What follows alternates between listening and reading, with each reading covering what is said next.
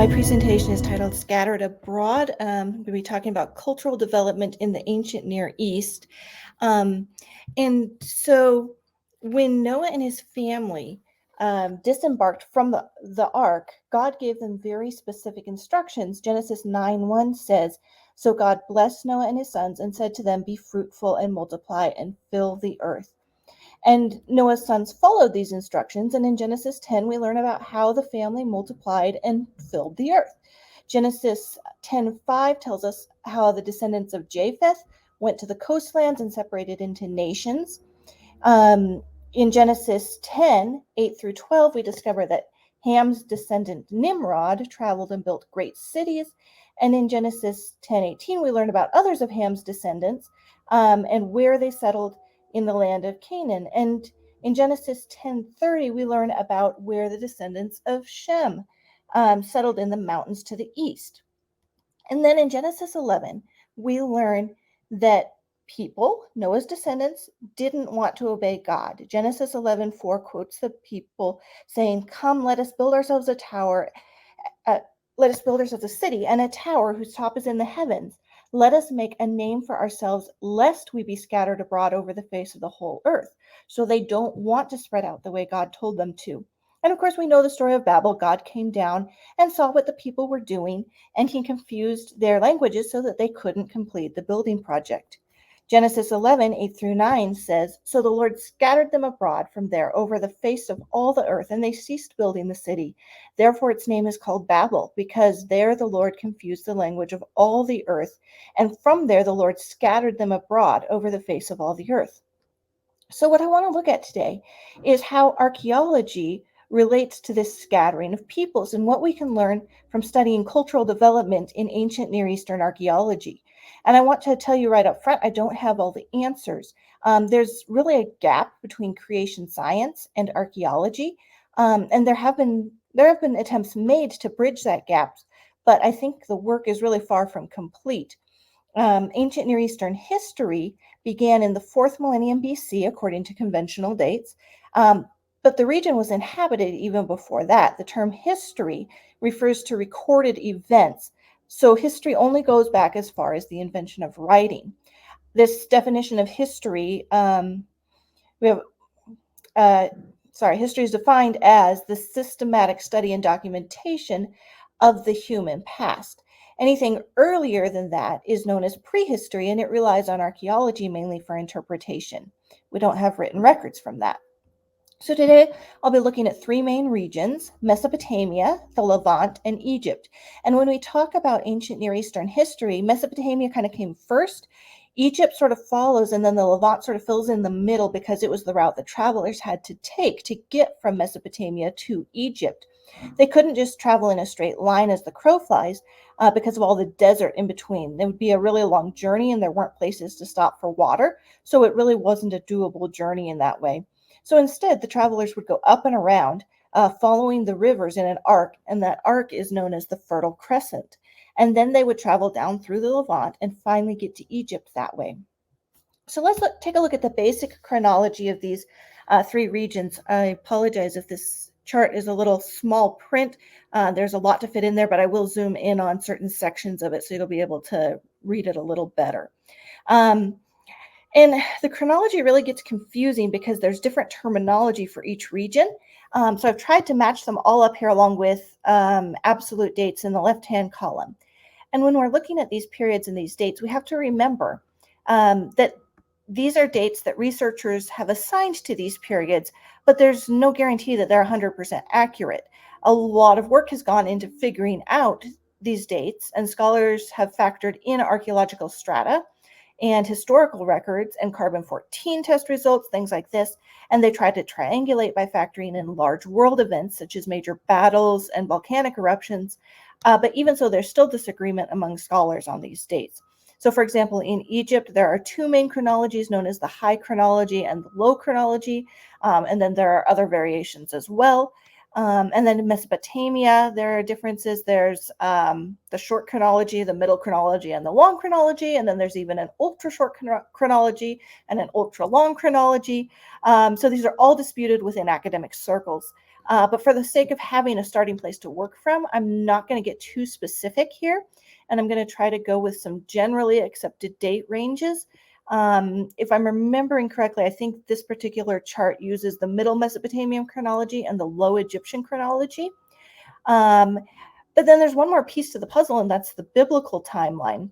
And that's where it gets really tricky because what we understand about the biblical timeline doesn't really match up with the established historical chronologies.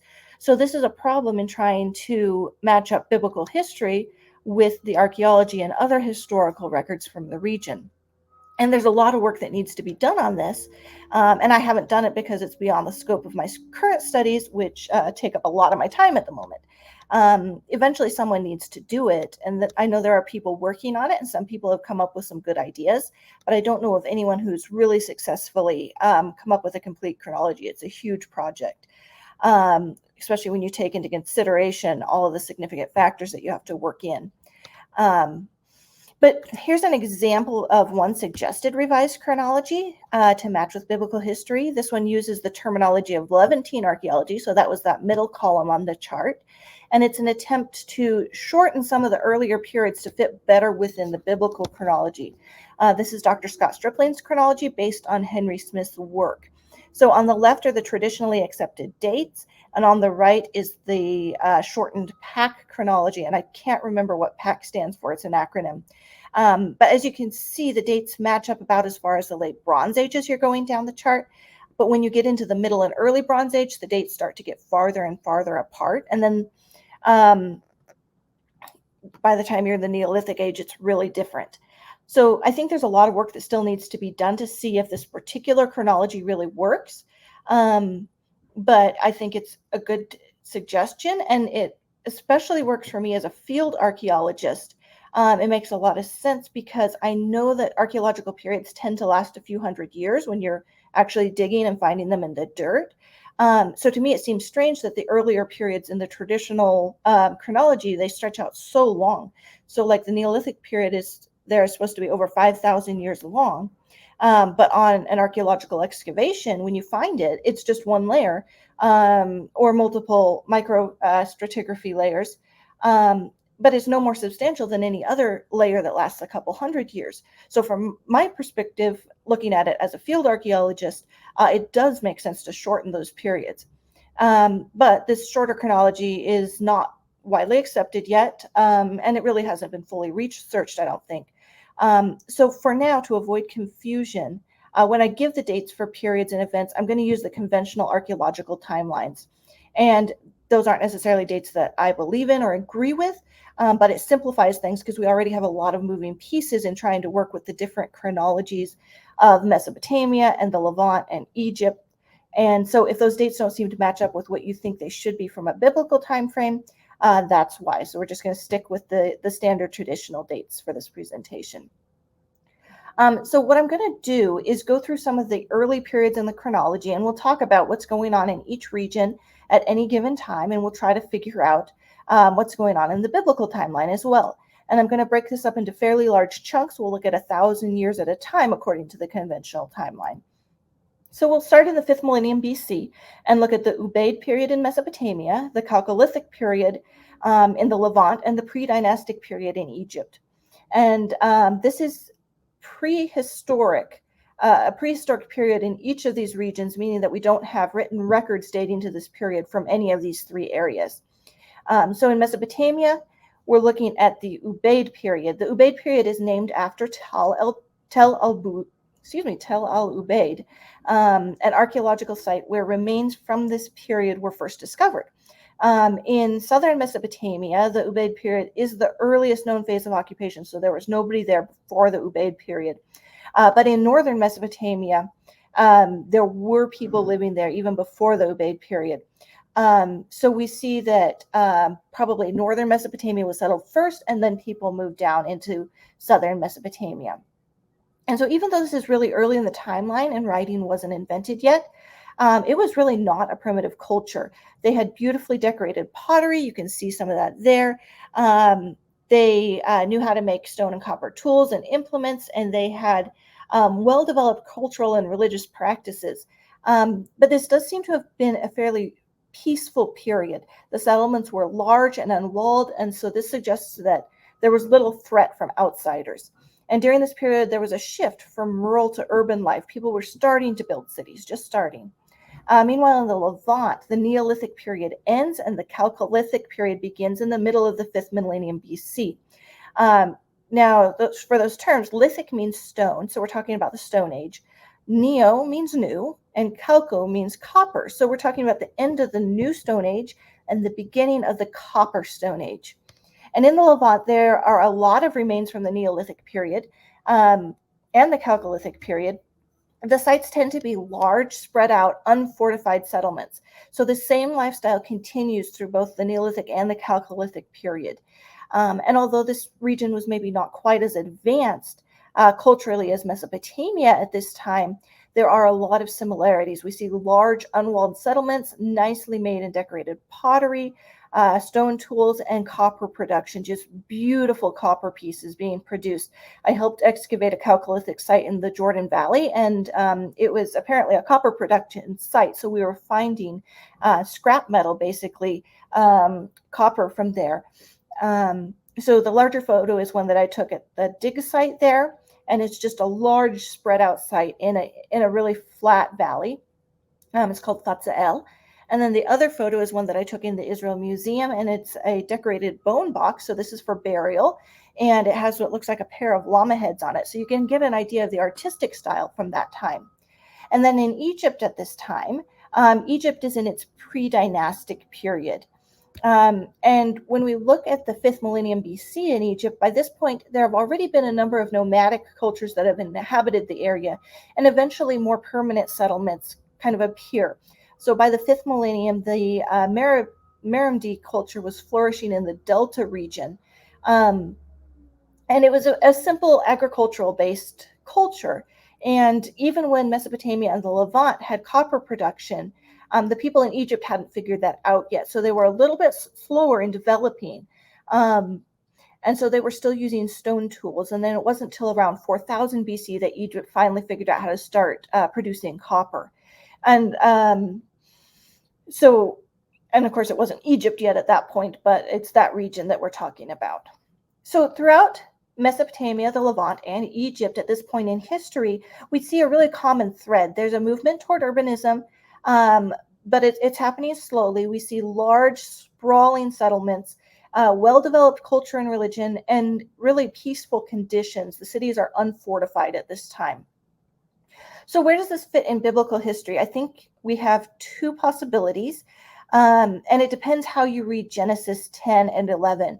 And there's debate among scholars on this, so I'll explain both viewpoints. So the first viewpoint is the more traditional one, I think, and that is that the Tower of Babel event occurred very early in post-flood history. So Genesis 10, the chapter of genealogies, is an overview of what happened to Noah's descendants. The Babel account in Genesis 11 doesn't take place chronologically after Genesis 10. Instead, it zooms in on an event that happened early in the Genesis 10 genealogies. So all of Noah's descendants traveled together in this view from the Ararat region to Shinar, from where Noah's Ark landed into Shinar. And then they begin to build this city and this tower, Babel. And from there, God scattered them abroad. So that's one possibility. And if that's the case, then the archaeological remains that we just looked at, they have to all post-date the Babel event, except maybe a few cities in Mesopotamia, because there wouldn't have been anybody living in those regions until after God scattered people from Babel. So those would be people who scattered at Babel and then found new places to live, if that view is correct. And then the second view places the Tower of Babel event later in post-flood history. In this view, Genesis 11 kind of does follow Genesis 10 chronologically.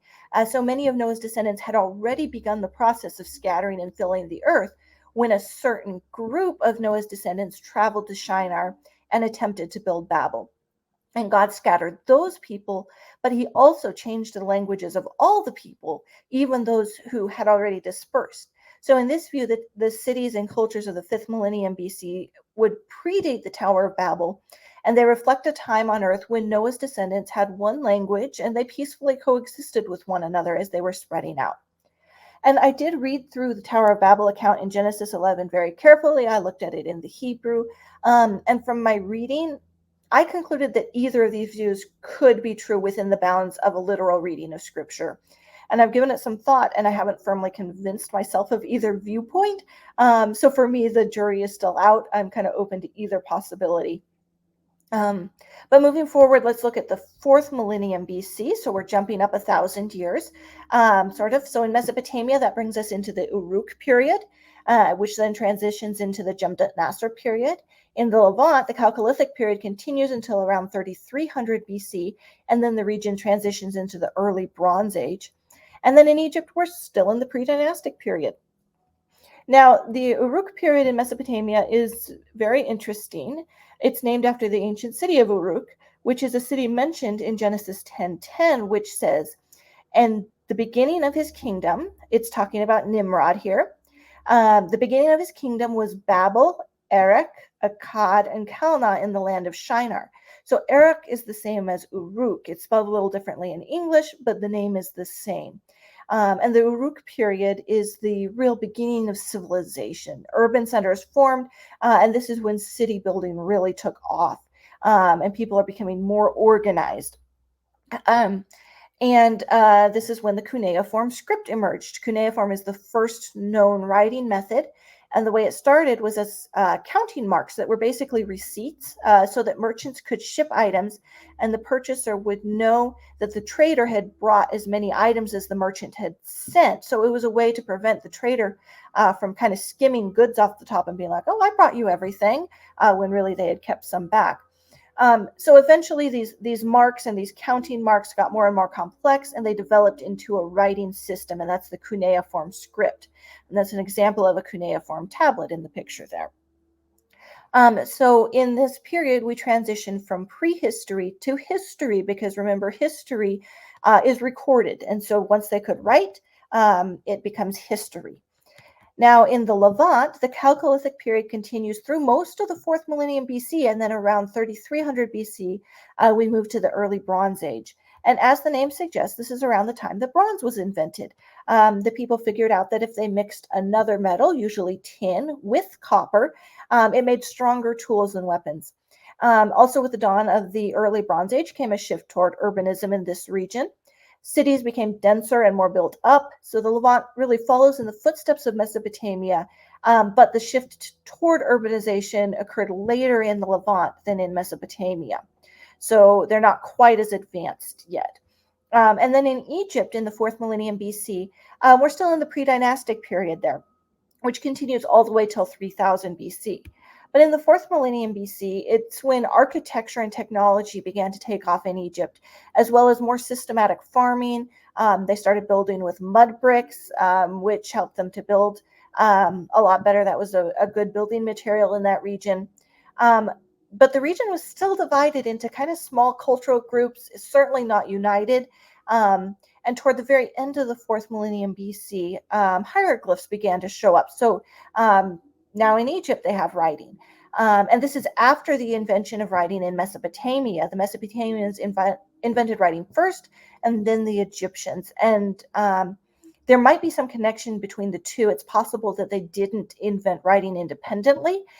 Instead, the Egyptian hieroglyphs may have developed from early Mesopotamian writing, and this is because of an event known as the Uruk expansion.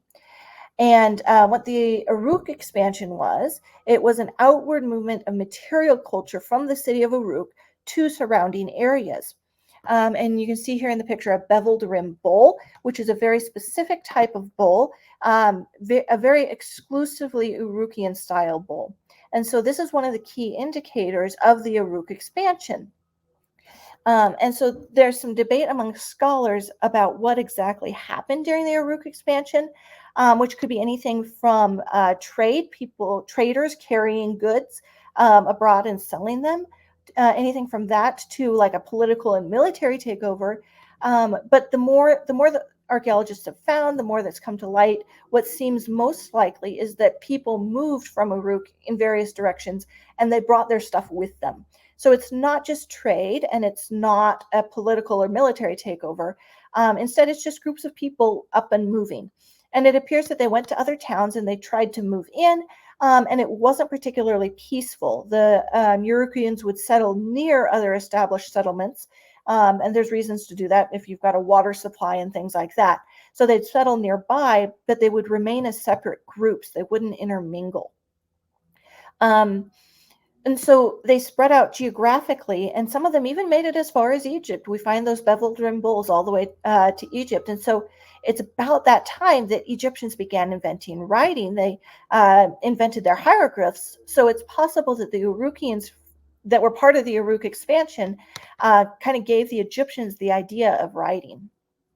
So overall, in the 4th millennium BC, what we see is in the ancient Near East is that this is really the dawn of civilization as cities and cultures become more complex and trade networks begin to develop. And the invention of writing was really a major development, moving us from prehistory to history. And we see a lot of cultural and technological advances during this period, especially in metallurgy. And the big event of the era was the Uruk expansion, a large movement of peoples that really spread cultural advances, I think. Now, when we look at the biblical connection for this period, it's still a little tricky, and it still hinges on the Tower of Babel and when that event took place. Dr. Douglas Petrovich believes that the Uruk expansion is actual physical evidence for the dispersion from the Tower of Babel, since he supports the view that many people had spread out before the Tower of Babel event. So in this view, the Uruk expansion would involve the people who were building Babel. And there at Uruk, there's actually evidence of an unfinished tower that was started and never completed. So that could be the Tower of Babel. And then these people, when their languages got confused, they were dispersed, and then they moved out and they encountered people who had already spread out before this time. And they spoke different languages, and so they couldn't get along with them. They didn't understand each other. But on the other hand, if Babel had already happened earlier and included all the people on Earth at that time, then the Uruk expansion is just simply an unrelated event that doesn't have to do with the Tower of Babel. So again, it depends which view you take, what's going on biblically in this period. But one way or another, what we do see in this period is a setting of the stage for when we get into much more secure biblical history, archaeologically speaking, because in Genesis 11, right after the Tower of Babel, there's a chronology that brings us to the next key event of the Bible, which is the call of Abraham. But looking at the chronology, there's still a lot of history to cover before Abraham comes on the scene. And at this point, we start getting into a lot of action on the timeline. We see those periods getting shorter and shorter as we get into more secure history. And the big change in Mesopotamia and Egypt both is that in the 3rd millennium BC, we get into dynastic periods where we have things like king lists that we can refer to. And like I mentioned before, it seems like once we get into the historical period where we have written records, the timeline is a lot less spread out. And so that is what makes me suspicious that maybe the earlier periods should be compressed to be similar to the better known examples. So let's take a look at Mesopotamia in the 3rd millennium BC. And now that we're in an era with historical records, we know that we are dealing with a people group known as the Sumerians. And scholars don't really know much about the origins of the Sumerians. They were established in the area before they invented writing. So we don't know about their early history because that's before they started writing about it. But by the 3rd millennium BC, the Sumerians had a very advanced culture with a social ranking, strong leadership, large-scale projects like building projects, centralized irrigation. And one thing I thought was interesting is we start seeing people wearing gold for decoration, really. And so we see this helmet that probably belonged to the first Sumerian king. This gold leaf necklace is very nice. So this flaunting of gold, I see as a status symbol, much like it has been throughout history. Basically, look how rich I am. I can afford to wear this rare and beautiful metal. And so we start to see powerful figures emerging, especially as we move into the Akkadian Empire, which is famous for Sargon of Akkad, who conquered a number of cities. And he became a legendary figure. Dr. Douglas Petrovich equates Sargon with Nimrod of the Bible. So this may be a biblical connection there. And then on the left, you can see Sargon's name written in cuneiform. So they're writing and they have their names, and we can actually read that and learn about him. Now, after the Akkadian dynasty, the next major dynasty is the Ur-3 dynasty, founded by Ur-Nammu and centered in the city of Ur. And that's going to be important when we're looking at Abraham because he comes from Ur. Meanwhile, in the Levant, the early Bronze Age is in full swing in the third millennium BC. We're still in the early Bronze Age. And the people of the Levant were probably literate at this point, but we really don't have written records that we've found from this region. So we don't have a lot of information about what was going on. Powerful rulers were emerging in the surrounding regions in Mesopotamia and in Egypt, but it seems not so much in the Levant. Instead, the region seems to be characterized by a series of city-states that may have squabbled amongst themselves without anyone rising to power, really. And again, this may be because of the influence of the outside regions that were growing stronger and stronger. But defensive fortifications became an essential component of city building. You had to defend your city. Nomadic warring tribes were not uncommon. So we're beginning to see a lot of conflict going on. And then trade routes crisscross this region as traders traveled between Mesopotamia and Egypt. So we have a lot of back and forth going on here. And then let's take a look at what's going on in Egypt during the third millennium BC.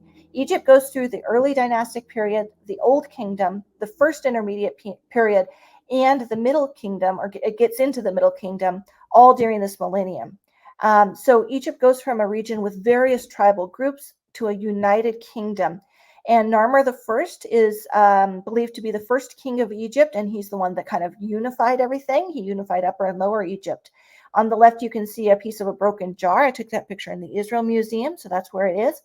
And you see, maybe you can see a bird sitting on a box that's got like an X in it, and that's the name of Narmer written in hieroglyphs. And around 2700 BC, the Egyptian pyramids were invented. So Egypt, of course, is famous for pyramids. The very first one is kind of the stair-stepped one. This is the pyramid tomb of Djoser, who is part of the third dynasty of Egypt in the Old Kingdom. And so we see his pyramid there, the first pyramid, and then, of course, there are a lot of other pyramids built after that. So we're seeing a major advancement in civilization. Rulers are emerging and vying for power. And then Egypt goes through a short period of decline, known as the First Intermediate Period, before it regains power and enters the Middle Kingdom. So we've got a lot going on in Egypt.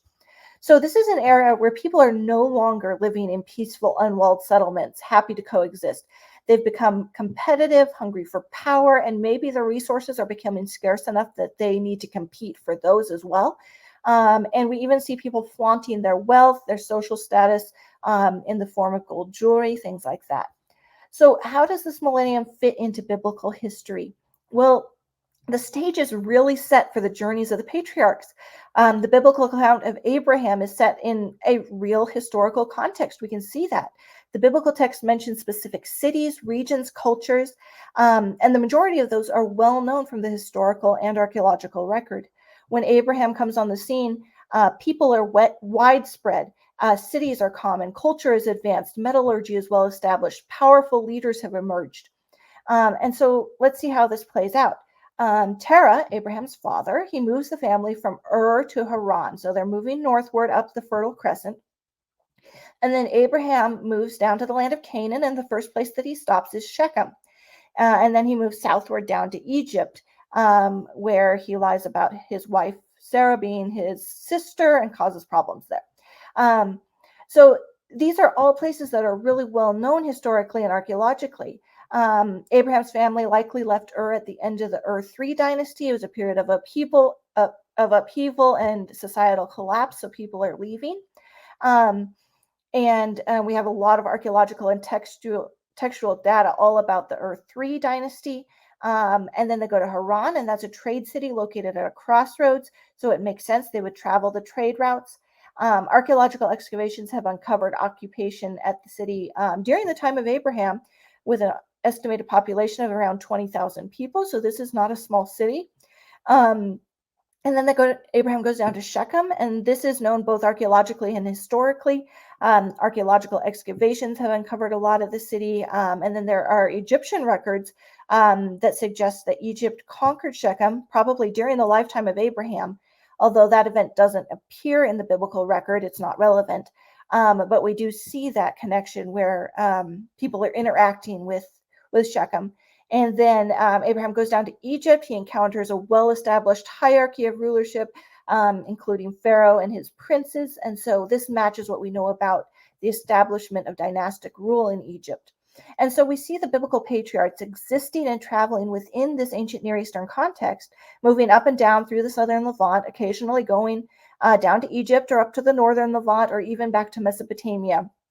And the later we get in history, both ancient Near Eastern history and biblical history, when we're looking at those separately and trying to match them up, the more and more connections appear later in history between the Bible and archaeology, until by the time you get to the first millennium BC, there are so many indisputable connections that even the most secular of scholars really can't help but admit that at least those parts of biblical history are true. But in those earlier periods, there's still a lot of work that needs to be done to match specific chronological markers, events, and people between biblical history and our ancient Near Eastern history.